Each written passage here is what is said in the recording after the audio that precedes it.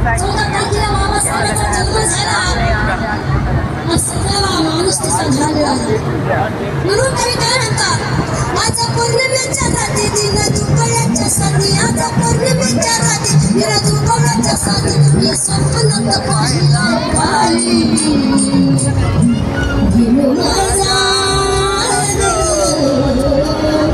विनो माझा विलित भाषण विनो माझा विलित भाषण